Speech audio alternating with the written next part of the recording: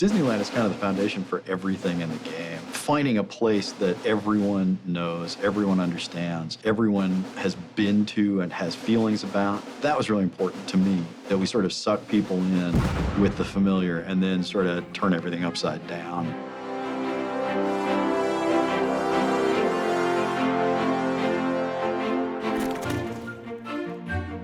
If Walt Disney was going to bring into existence a world for forgotten and rejected characters, what form would it take?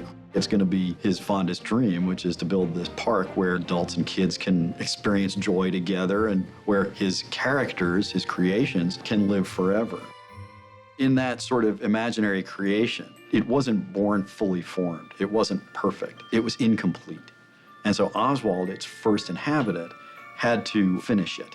He sort of has a sense that there's this thing out there, this park, this beautiful place, you know, a place of magic.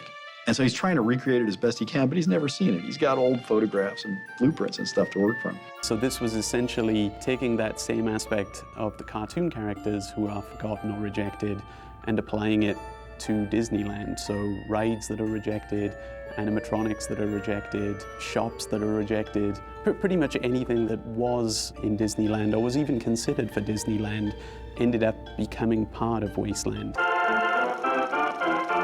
Disneyland has a lot to teach game designers. It's pretty incredible.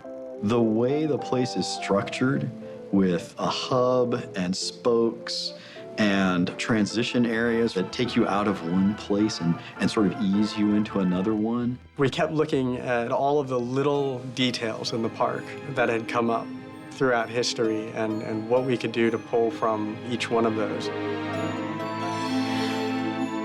Tomorrowland itself provided us a lot of inspiration for things that had been taken out and replaced. For a majority of the Tomorrowland Beetleworks characters, they've got elements of Tomorrowland from the theme parks in there.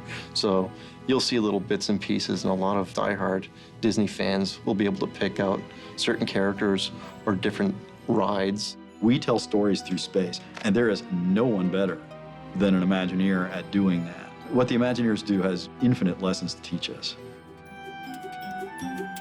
There were a variety of things that we drew direct inspiration from. The first one actually was a location called Mean Street. I knew that I needed an instantly recognizable place. And so Main Street, USA, that iconic image that we all have burned in our brains from early childhood, that image had to be in the game, and it had to be slightly warped. Gremlin Village is sort of Small World, sort of utilitunnels underneath Disneyland, you know, mixed together. It maintains the same Mary Blair feel of texture and color and, you know, just crazy circus kind of palette. Yet we come back and totally weather it and wear it and dilapidate it. The iconic clock tower. I looked at that thing at Disneyland and I just said, that's gotta be my first boss monster. That thing has to come to life.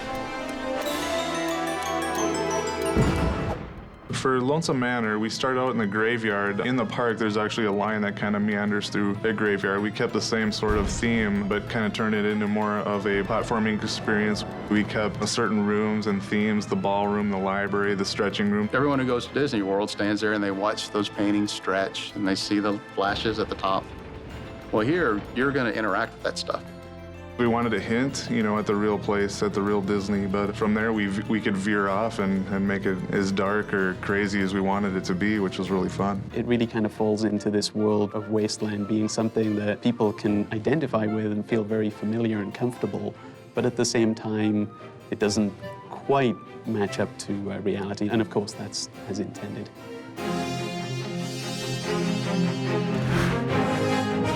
I hope it's kind of, you know, recognizable but different, familiar yet strange, and funny but kind of sad in its own way. I want players to feel that whole range of emotions, but always recognizing that this is based on Disneyland. And frankly, you know, if you know things about Disneyland, if you know things about Disney's history, things will be more significant than if you don't have that background. So Disney fans, I think, are going to have a blast.